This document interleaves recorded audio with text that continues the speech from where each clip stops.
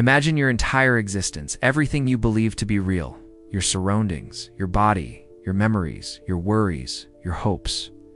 What if none of this is truly real? What if this entire universe, with all its complexities and wonders, is nothing but a dream? But Maya is not merely deception.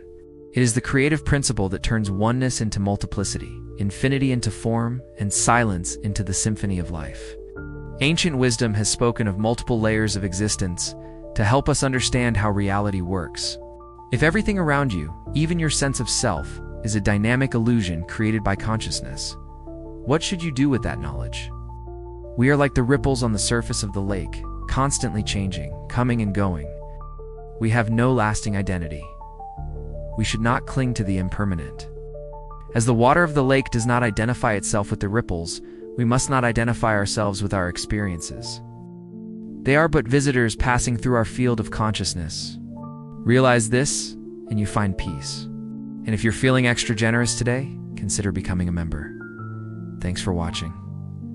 Let me share a story. Once a student asked his guru, "How can I attain moksha, liberation from the cycle of death and rebirth?" However, this perspective is only one side of the coin. You are the world. You are not apart from the divine. You are the divine. You are not lost. You are found, and you are not dead. You are eternally alive. The wisdom of ancient traditions and the insights of modern science are guiding us towards this profound realization. The path of awakening is not a distant goal. It is a way of living. It is a celebration of life in all its wonder and mystery. By embracing the present moment, by appreciating the interconnectedness of all things, and by recognizing the divine spark within and around us, we begin to awaken to our true nature. Don't just take my word for it. Try it for yourself. This very moment, close your eyes and turn inward. Feel the aliveness that courses through your veins. Connect with the stillness that lies at the core of your being, and know that you are not separate from this moment. You are the moment. You are not just a dreamer. You are the dream. You are not just an observer. You are the observed. You are not just a particle of the universe. You are the universe itself. While it is true that Maya veils our true nature, it also provides the canvas upon which our experiences unfold. Without Maya, there would be no world as we know it. No joys, no sorrows, no challenges, no triumphs. Maya is the womb of creation. She brings forth diversity and complexity, allowing for the richness of life to flourish. She is the artist who paints the vast canvas of existence, filled with countless hues and textures. She is the sculptor who shapes the raw material of consciousness into myriad forms, each with its unique beauty and purpose. In essence, Maya is not an obstacle to overcome, but a mystery to embrace. It is in embracing the mystery that we begin to unravel the deeper truths of existence. The guru replied, "Stop identifying yourself with the results of action. Detach from outcomes and just act." The student remained puzzled. But how can I stop caring about the results of my actions? They are an integral part of life. The guru then took the student to a nearby lake. "Look at the ripples on the surface of the water," he said. When a stone is tossed into the lake, ripples spread out in all directions. Each ripple is a result, a response to the action of the stone hitting the water. Yet the water does not identify itself with the ripples. It simply allows them to be, and eventually they fade away. The guru continued. Similarly, you are like the lake, a vast expanse of consciousness. Your thoughts, emotions, and actions are like stones being tossed into the water, creating ripples of experience. But don't identify yourself with these ripples, these results. Allow them to come and go without attachment. When you truly understand this, you will attain moksha. In a nutshell, it goes like this. There is the absolute, the eternal, infinite, unchanging truth known as Brahman. This is the source and the goal, pure being, pure bliss. Then there is the phenomenal world, the world of names and forms, what we see, feel, and experience. This world is real, it functions, it matters.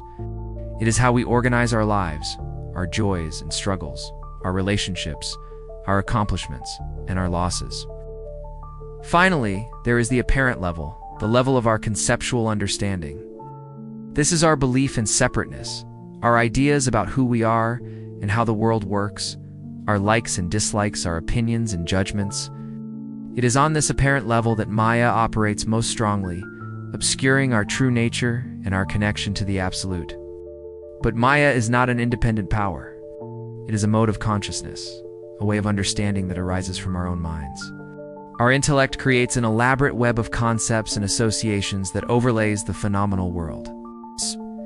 We mistake this web of ideas for reality itself, and in doing so, we forget our true nature. But here's the good news. Just as our mind can create this elaborate web of illusion, it can also see through it. With practice and self-awareness, we can begin to glimpse the deeper truth that lies beneath.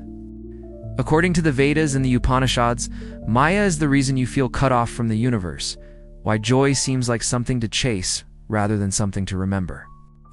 The Mandukya Upanishad identifies 4 states of consciousness: waking, dreaming, deep sleep, and the 4th, pure awareness, untouched by experience. In that silent witness state, all else is illusion. All else is Maya. The Advaita master Shankara illustrated this with a simple metaphor. Imagine walking at night and mistaking a rope for a snake. The fear is real, but the snake never was. Maya functions exactly like this. The world is not false, but our perception of it is deeply flawed, because it's filtered through ignorance of our true nature. Every moment you observe, your consciousness collapses infinite possibilities into a single, experienced reality. Quantum physics reveals the same strange behavior. Particles don't exist in a definite state until they are observed. Reality is not independent. It arises in collaboration with your attention. The so-called material world is actually a responsive field of potentiality, shaped by perception itself. Erwin Schrödinger, the father of quantum mechanics, studied the Upanishads and wrote that consciousness is singular, not divided among individuals. David Bohm spoke of the implicate order, a dimension beneath time and space where all things are connected as one. Even Carl Jung, deep in psychological study, discovered the collective unconscious, a vast field of archetypes and patterns shared by all humans. Myths, symbols, and dreams arise from this deeper intelligence, one that connects every person to a shared ancient memory. The hero, the shadow, the wise elder, these are not characters invented by culture, but reflections of something embedded deep in the structure of the psyche itself. You might dismiss this idea as crazy, but what if I told you this very moment, as you hear these words, is not an external fact? What if this moment is not happening out there? Instead, it is happening right here inside your consciousness. This is not some mystical fantasy. It is one of the oldest and most profound revelations ever uncovered by the human mind. This idea is echoed in spiritual traditions across the world and surprisingly aligned with the frontiers of modern science. In ancient India, sages spoke of Maya, a mysterious force that casts a veil over reality, leading you to believe in separation, limitation, and solidity. But what is the truth of this reality? Is it just a dream? So what does this mean for you? This story illustrates the essence of living in Maya. Maya is often misunderstood as a trickster goddess, a deceptive force that keeps us trapped in suffering. As you continue your journey of self-discovery, remember that you are not separate from the world. Thank you for watching. If you enjoyed this video and want to see more videos like it, please hit the like button and subscribe.